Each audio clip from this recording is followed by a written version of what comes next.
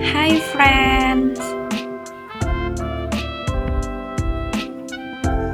kenalin kami dari kelompok 5 Pendidikan Multikultural. Di video kali ini kami akan membahas mengenai pelaksanaan pendidikan multikultural di Indonesia.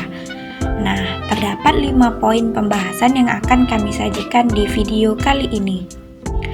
Yang pertama yaitu permasalahan yang berkaitan dengan pelaksanaan pendidikan multikultural di Indonesia. Terdapat beberapa permasalahan yang berkaitan dengan pelaksanaan pendidikan multikultural di Indonesia.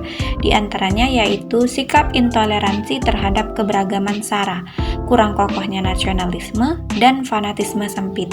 Fanatisme dalam arti luas memang diperlukan, namun yang salah yaitu fanatisme sempit, yang menganggap bahwa kelompoknya lah yang paling benar, paling baik, dan kelompok lain harus dimusuhi. Nah, contoh permasalahannya yang masih sering terjadi di Indonesia hingga saat ini adalah kasus bullying atau perundungan. Bullying adalah segala bentuk penindasan atau kekerasan yang dilakukan secara sengaja oleh satu orang atau kelompok yang lebih kuat. Yang kedua yaitu pentingnya pengembangan pendidikan multikultural yang sesuai dengan kondisi di Indonesia. Keberadaan pendidikan multikultural di Indonesia perlu didukung dan terus dikembangkan. Pendidikan multikultural penting untuk diimplementasikan, mulai dari tatanan sekolah dasar hingga perguruan tinggi di Indonesia. Kebijakan-kebijakan pemerintah terkait pendidikan harus mendukung konsep ini.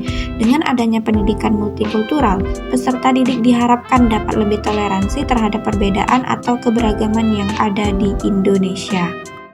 Yang ketiga yaitu pengembangan kurikulum dan implementasi pendidikan multikultural dalam pembelajaran biologi di sekolah menengah atas.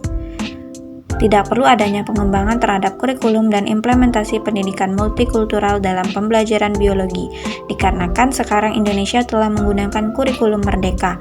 Kurikulum merdeka dalam pembelajaran biologi di sekolah menengah atas menekankan pada kebebasan guru untuk merancang dan menyajikan materi pembelajaran sesuai dengan kebutuhan dan konteks siswa.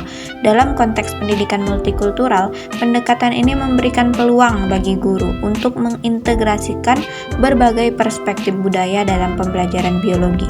Dengan kurikulum merdeka, guru dapat mengadaptasi metode pembelajaran yang lebih sesuai dengan keberagaman siswa, menggambarkan contoh konsep biologi yang relevan dengan berbagai konteks budaya. Yang keempat yaitu rencana pembelajaran pendidikan multikultural. Rencana pembelajaran pendidikan multikultural yaitu menggunakan sistem grup atau berkelompok, sehingga dengan adanya kelompok tersebut diharapkan bisa menjadi media atau cara peserta didik agar bisa berbaur dengan teman-temannya. Dan yang terakhir yaitu metode dan media untuk pendidikan multikultural dalam pembelajaran biologi di sekolah menengah atas. Metode yang digunakan dalam pembelajaran biologi abad 21 yaitu kami menggunakan metode pembelajaran kooperatif, di mana metode ini mengharuskan peserta didik untuk belajar secara berkelompok, sehingga mereka bisa berbaur dengan teman-temannya yang heterogen. Misalnya, dalam materi pembelahan mitosis dan meiosis. Pembelahan mitosis dan meiosis dapat dihubungkan dengan pendidikan multikultural melalui penekanan pada keberagaman genetik dan pewarisan sifat antar individu yang mencerminkan keanekaragaman budaya. Dalam konteks mitosis, pembelahan sel memastikan pewarisan informasi genetik yang identik kepada kedua sel anak. Ini mencerminkan konsep kesamaan dan konsistensi, sebagaimana dalam pendidikan multikultural, di mana penting untuk menghargai persamaan dan keadilan antar individu tanpa memandang latar belakang budaya. Di sisi lain, meiosis pembelahan sel khusus yang terjadi pada sel kelamin, membentuk keanekaragaman genetik melalui rekombinasi genetik dan pembentukan sel anak yang berbeda.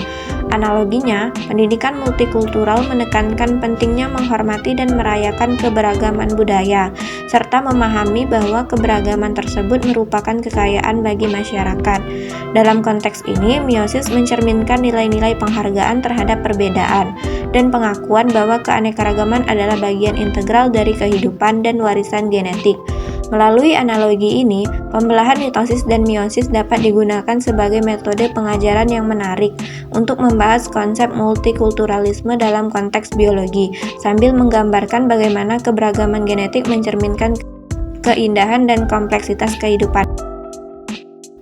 Dengan mempelajari materi pembelahan sel mitosis dan meiosis ini, diharapkan tidak terjadi lagi kasus fanatisme sempit seperti bullying, karena keanekaragaman adalah bagian integral dari kehidupan. Nah, media yang kami gunakan yaitu menggunakan media karton dengan model pembelajaran presentasi.